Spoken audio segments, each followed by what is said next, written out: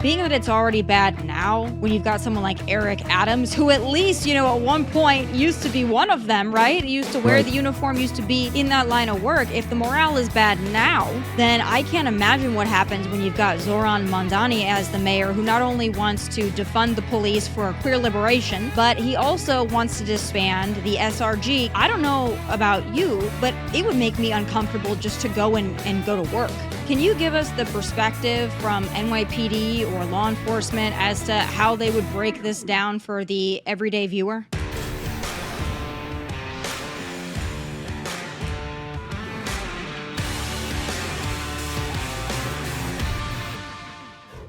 Whenever I have questions on a multitude of subjects involving law enforcement, you name it, New York, I gotta go to the best of the best, NYPD Inspector and Legal and Criminal Justice Analyst, Paul Mauro. Paul, I have a lot of questions for you. I know you're a busy man. Thank you so much for taking the time. Thank you for having me, Tomi. It's exciting. I want to start off with what happened, of course, this week in New York City, in Midtown. Right. Pretty dang close to our Fox News building, by the way. Right. So as somebody who lives in Tennessee, I'm like, okay, this is a little close for comfort, being that it's at our, near our building. But there's been a lot of discussion about it. There's been a lot of discussion about how somebody armed with like an assault rifle, an AR-15, could get that close to a building and just kind of nonchalantly walk in and murder as many people as he did, going up multiple floors to do it.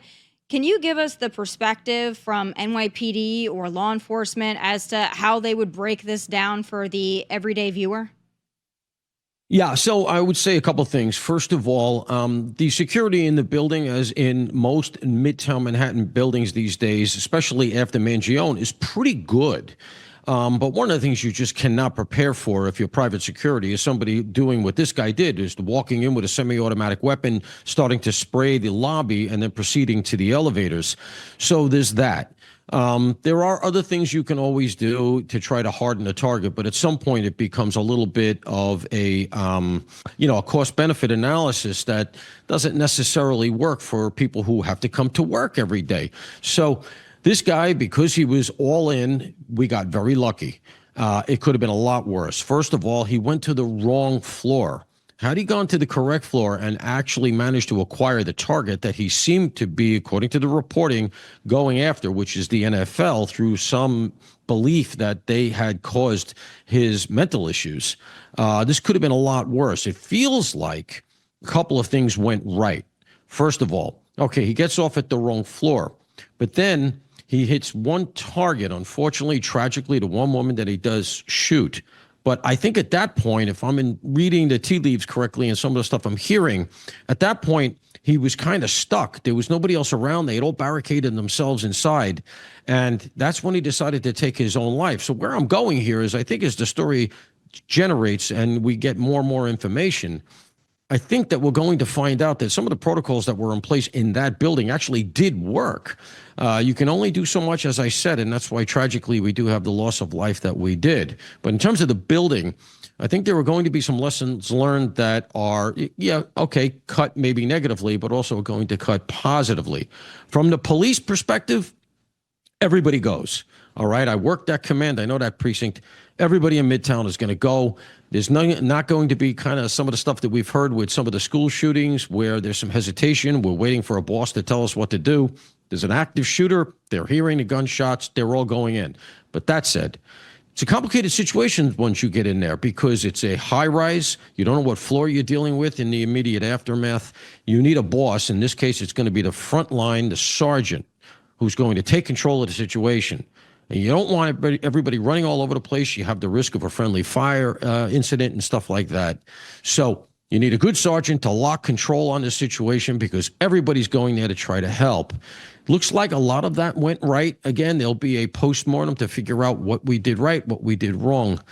But look, you can only do so much. And unfortunately, there were 4 lives lost that didn't have to be. And the investigation is going to continue because my understanding is there may be some things going on in Vegas that actually could lead to some further investigation and maybe arrests. Yeah. There has been also some discussion about whether these office buildings in Manhattan and elsewhere, and I guess really densely populated areas that are high target areas, about having security outside of the building rather than inside the building to act as a deterrent. If you see somebody, you see security outside, maybe you're less likely to go in because you kind of feel like you're going to be repelled immediately rather than being able to actually get into the lobby. Do you think that that's a better protocol for some of these high rises to have rather than the inside security only? Yeah, that's a smart question. So I do. Because your enemy in a situation like this, when you're trying to harden a target like a high-rise building in Midtown Manhattan, is time. What you want to do is do everything you can to delay your adversary. So in addition to the deterrence effect, which you're right about, what you want if you have an exterior person is to gain as much time as you can for the 911 calls to go out, for the people inside the building to understand what they're up against, for security inside to figure out what they're up against. And so in this instance, just playing it out, sure, there's the possibility that had somebody been outside, even if it ends up being a very quick exchange outside and ends tragically for whoever was outside to try to deter this person, you got a much earlier heads up. And people react pretty quickly. The response time for the police in Midtown Manhattan to a shooting is under a minute. It generally was anyway when I was working because there were a lot of cops around. Under a minute, he wouldn't even have likely gotten to the elevator. And so you may have been able to stop him on the first floor. The problem there is, of course, personnel. You only have so many people that you can deploy if you're private security. You know, how many people are you going to pay for? Are you always going to be paying for the worst case scenario? And maybe you are, especially if you're a high value target. But the other thing is that we are really short police officers. That police precinct, I used to work, we would put out 8-10 cars on the 4 to 12. This happened on the 4 to 12. And right now, I can tell you that the last I heard, they were putting out less than half that. I mean, I'm actually incredulous. So I almost want to go up there and just see it myself because I was told they put out 3 cars in the 4 to 12. Those poor cops must be going from call to call to call. 3 cars to cover an enormous area of Midtown Manhattan. Think about how dense that is. 4 to 12, there's still people at work. There are people coming out of work. There are crazies on the street bothering them. There are incidents going on near the subways. You can imagine how busy it is. 3 cars is insane. So that cuts down on your ability to respond quickly. So even if you do the kind of thing you're talking about, which is put somebody outside as well as somebody inside, split it here so that you can try to gain time. At the end of the day, you are, short of hiring a private army, you are beholden to the troops showing up with the know-how and the manpower, period, end of story. They showed up here and they got there as quick as they could. But if they're coming with 1 car from one side of the precinct, the other car is way north, the other car is way south, you can imagine how long it can take in Midtown traffic. Yeah. And if you don't have a foot post, somebody who can run, like when I was working that precinct, we used to go out on bikes. And so it was the fastest way to get around. You take the bike, you ride right on the sidewalk, you're dodging the pedestrians, but you get there in 30 seconds. I don't know that they have that. In fact, I know they don't have that kind of personnel deployed anymore. And that's really a shame because this is what you need when it comes to prevention. But Paul, why is that? Is it because you've got defunding with NYPD or is it because people are just not signing up or both? Yeah, it's both. It's realistically, it's one and the same. So, nobody, as I always say in the air, you and I have been on the air with this kind of thing many times and talked about it. Nobody goes into police work for the money. Okay, if you do, you're going to be sadly disabused. The same thing with intelligence work. My 2 sort of bailiwicks. Neither of those things is very remunerative. Maybe post you retire, you have some credentials, maybe you can then parlay it and somehow monetize. But for the most part, you are going to have to watch your pennies. And the reason you go into this kind of work is for the satisfaction of the work. And when you take that away, when you take the white hat off of the police or off of the FBI or the CIA, any of the people that are trying to keep us safe on the home front, then all of a sudden you start to look at yourself and say, what am I doing here when the perps when your adversaries have, better lives, more money? I mean, I can tell you that I never arrested a perp, never is an exaggeration, but I can remember just learning about the new technology, the new phone technology, smartphone technology from the perps because they always had better stuff. And I can remember saying to, a sort of gangbanger type that we arrested on something. I remember saying, what is that thing? And it was a BlackBerry. I'd never seen one. And he was incredulous that I had never seen a BlackBerry. So it just goes to the fact that when you take the mission away and you not only make it feel like it is pointless, but in fact, you put a pejorative on it. You make the people doing this kind of work feel like the bad guy. You really take away the reason to get out of bed and come into work and to do the job. And police work particularly is, but intel work as well, it tends to be in families. You know, because my old man was a cop. My grandfather was a cop back in Italy. So, you know, it tends to be something that's in the DNA familial, in a familial way. And when you get your people that would normally say, take the job, I know I can make a call for you, maybe you can get to a good unit, or just take it, trust me, it's a good career.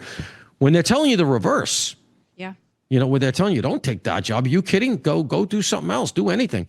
You're not going to get recruitment. I'm just telling you, it's not, because you're not going to get it out of the money. And look, they get paid decently these days. It's not terrible. They can't afford to live in the city, or barely, but you're not going to get the recruits. And we're not. We were at about 40,000 when the NYPD was really driving down crime. And reportedly, according to what I'm hearing, they're at least down to 31,000.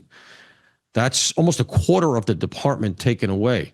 I don't see the cops on foot anywhere near the way I used to. And those foot patrols are what you want to see, because, as you said, that omnipresence is what stops stuff before it happens. That's the deterrent. A lot of those officers going to places like Florida, too, that will gladly take them. Are like, listen, you know, I might make a little bit less, but I'm going to have a job that, you know, the people in control are respectful of me. The governor wants me here. I can go out and do my job.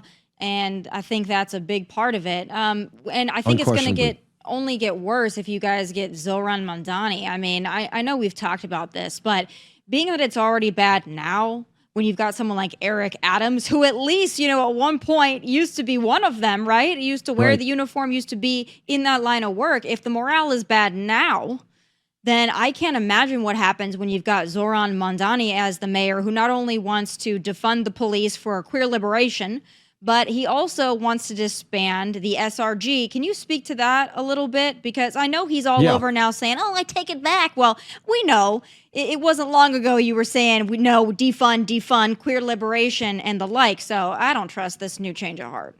Oh, of course not. And, you know, he was in it. People forget, you know, there's, oh, yeah, he was young. It was just 4 years ago. The guy was almost 30. Yeah. You know, we're supposed to discount the opinions he had when he was dirty. So let's tease this out. So, you know, I can tell you, first of all, to the morale issue, when cops sit around in cars together and they're talking and they're sort of telling horror stories, what they worry about is not getting shot. What they worry about is getting indicted. That's what they talk about. And the horror stories they tell each other is, I heard about a guy who did the right thing. He did everything that he thought he could do to salvage the situation. And now the district attorney is looking to arrest him. Those are the stories that circulate. And if you don't think that has a downward pressure on police officers wanting to show up and be proactive, of course it does. Now to Mamdani. Look, he is targeting what is the most penetrative and the real burr in the saddle for the far left progressive activists in New York City, which is the class that he comes from. SRG's, the Strategic Response Group, is designed specifically to respond to not only incidents like the one we just saw, but mass disorder incidents. And the analogy that I've been using is Copland, the cop training facility, the police training facility down outside Atlanta in Georgia. Everybody on the left is saying, we need better training. We need the police to follow better protocols, et cetera, et cetera. And so down in Georgia, they set up a well-funded police training facility in order to more professionalize their police. Who could argue with that? Well, the left could, because obviously they don't want any policing of any sort. That's the unspoken peace. And they tried to burn it down. It's the same thing with SRG. The SRG is designed to be trained, to have the tactics, the personnel, and the tight supervision that you want at high-risk incidents, not only like the one we just saw, but here's the rub, at protests. And right there, Tommy, is where you're getting the Mamdani pushback, because the SRG is the thing they hate. Because not only did they bring order to the chaos that the progressive class wants on our streets, it also hits them in the funding. Because the way they fund a lot of the progressive stuff that we see on the streets in New York, Portland, Seattle, LA, San Francisco, all of these places that are turning into blue city hellholes, is by suing and Yeah. knowing that the government in whatever respective city is just going to settle. And it's a vicious circle, and it's a real complicity. You know, the city halls in the previous administrations between, let's say, Giuliani and pretty much after Bloomberg, actually, I can make it that simple, post-Bloomberg, the city just defaults, settles. When de Blasio came in, he put in legal protocols, which is we're gonna settle, period, end of story, and everybody gets money. The progressive class who do nothing but protest knows that. The SRG is designed to operate in a way to try to mitigate some of that and to make sure that we don't give them that in at the same time as preserving order. They hate it. It hits them in the bottom line. It hits their narrative. And it also stops them from shutting down Fifth Avenue, all the stuff that they want to do. You notice you don't get that in New York, where you see these videos from out of state where, you know, green activists lie down in a highway and cars are backed up for 10 miles. You don't get that in New York. And one of the real reasons is the SRG. So when he says, I'm going to stop the SRG, when that's his talking point, his lead talking point, when he's talking about the police, it's very cognizant. He's speaking to his very committed electorate that will get up in a typhoon to make sure they vote in November. And that's why I'm not sanguine on our possibilities here of defeating him. Yeah. Well, I'll tell you what happens if you try to shut something down in Tennessee. It's not going to go well. You say it doesn't happen in New York. I can promise you it doesn't happen in the South. And that's why so many cops in New York, they're going to about 3 or 4 places. They're going to the Carolinas, mostly South Carolina. They're going to Florida, and they're going to Tennessee. They love Eastern Tennessee. I don't know a whole lot about Tennessee. I've been to Nashville, but every time I go to Nashville and I say, boy, I really like it down here, they say, oh, God, you got to go to the east part of the state. And that's gotten around up here. And I can tell you, cops are rooting up their families and they're heading south. I don't blame them. I would encourage it. Certainly, I think it's a much better way to live, not just for cops. I think for everybody. So I guess for anybody, of course. That kind of leads me to my next question. For you and for everybody else that's really ingrained in New York City, love New York City. I mean, it's in many respects the greatest city in the world. But if someone like a Mamdani, which the polls are not looking good right now, if he were to win and he were to be the mayor, I don't know about you, but it would make me uncomfortable just to go and go to work. When I have to go to New York maybe once a week, it would make me noticeably less settled, and it would make me more nervous with someone like that at the helm. It's bad now. I can't imagine how much worse it would be. What about people like yourself? How many people you think are actually really going to leave if this guy gets in charge? And who's going to leave is the moneyed class, the employment class, because they know, first of all, that he's going to do everything he can to kind of raise taxes, right? But they also know that he's going to be a downward pressure on the safety of the city. So you don't want to come and you're an American and you're in and out of here all the time because you work here. You're comfortable. Imagine you're a European tourist or an Asian tourist and you see these stories on TV, on the internet, and you see the stuff that goes on here. You see something like this shooting and you say to yourself, well, you know what? New York City, they got this guy, Mangione, who came into the city and shot Brian Thompson. I was thinking of opening a law office in New York because I have a big law firm that's located in Berlin or London or Knoxville or wherever. I don't know if I'm safe there. And so that has a down market effect, of course, because then if you're not here, you're not hiring people. And then the delis don't get the employees coming in. And then you're not getting the tourism as well. So, of course, all of the stuff, the restaurants, the bars, the plays, all of that, the clubs, all of that stuff it all comes from public safety. It's the first remit. And, you know, Adams came into office saying that it all comes from public safety. Yeah. And he kind of just, I want to defend the guy because he was a cop and he said a lot of the right things, but he just does not seem to have the wherewithal. He surrounded himself with some very sketchy characters, which he cops to now. And I think he really blew it. I have to say, I think I had an opportunity to be a transformative mayor, somebody who was going to undo the de Blasio years. But this is all our blue cities. They're all failing. But what about the city councils, too? Because it's not just, as much as I don't think Eric Adams is great, I do understand that his hands are tied on a lot of things because you've got these outrageous, far, far left radical councils. So even if you want to do something, you're kind of stuck. You're totally stuck. And that's the really inimical thing that de Blasio and his partner in crime, Cuomo, despite the fact they were rivals because they were all trying to get to the left of each other. In Albany, the crazy state legislature, abetted by Cuomo, the governor, and de Blasio here as the mayor, abetted by our clown car of a city council, put together a package of criminal justice reforms that were entirely, and this is not hyperbole, were designed by the defense bar, the defense lawyers. And by the way, the NGOs and the super PACs that go to the progressive protest class that I was talking about earlier, they had their dream come true where all of a sudden they could put through whatever they wanted, and they did it. And as a result, it's institutionalized. So even if you and by the way, both those legislatures, the city and the state, have supermajority for the Democrats, and they're gerrymandering the state, just like they're doing in California. So that means to get it back, you know, anybody in the military will tell you, taking the hill is one thing, holding it is something else. And for a long time in the NYPD, that was the kind of jargon you heard. We've taken back the streets, now we got to hold them. That they've gone. We haven't held them. And to try to take back the two legislatures and the mayoralty and the governorship is going to be an enormous undertaking, and they've institutionalized it purposely. They knew what they were doing. You know, the left is clever with this stuff. They sit around and they plan. And Rush Limbaugh used to make the point, nobody has to tell them. There isn't like a bullet point email that goes out every day. They know what to do. They're all reading from the same sheet of progressive music. And so they institutionalize this stuff so that you can't get it out. And I'm going to just give you a quick example. The jail for New York City is Rikers Island. And it used to hold something like 6,000 beds, let's call it 5,000. They're taking it down. They're closing Rikers and they're moving the jails to the boroughs, borough-based jails they're talking about. They were going to take it down by 50%. There was so much pushback that okay, we'll only go down to 30%. But what it means is we're going to have 30% less prison beds.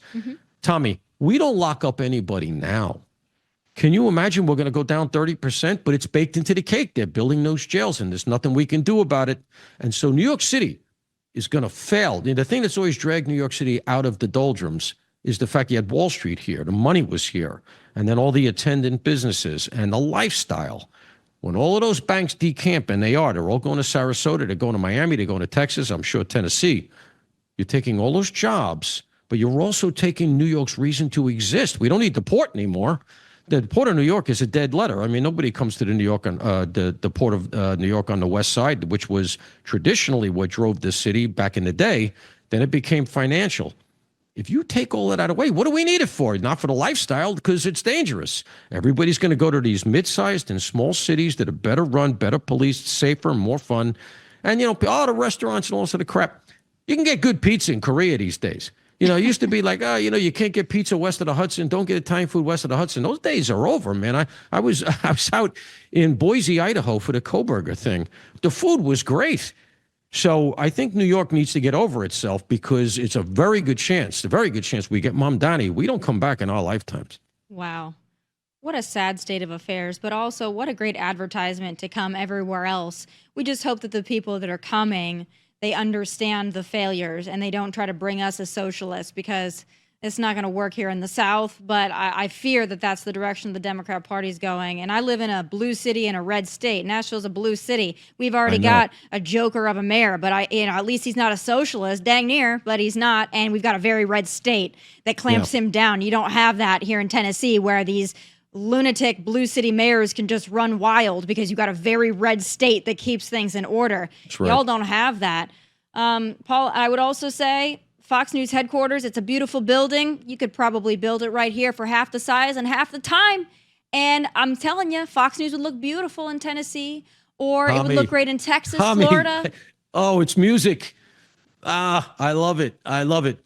I wish they would. Well, I hope that New York City doesn't fall. I really do. You're not giving us a lot of optimism, but I appreciate you giving us the warning signs, because it's a learning lesson for everybody who thinks that that's the kind of leadership that they want at all the levels. And you're right. It's all the levels have to F up, and then you get a giant catastrophe. And maybe that's the point. I don't know. It's dismal, but I always appreciate you coming and giving it straight to us. I always enjoy seeing you, of course, in the building, so I can pick your brain on everything. Thanks for taking the time. Please come back. I have so much more to ask you about. Tomi, this was fun. I appreciate you having me, and I'll see you soon. Thanks so much, Paul. All right, folks, Bye. that does it for this episode of Tomi Lahren is Fearless. I hope you learned a lot. Like, New York City is basically done. And come to the South, but don't bring your bad politics with you. Make sure you catch full episodes on Outkick, Fox Nation, like and subscribe to the YouTube channel at Tomi Lahren is Fearless. From Nashville, God bless, and take care.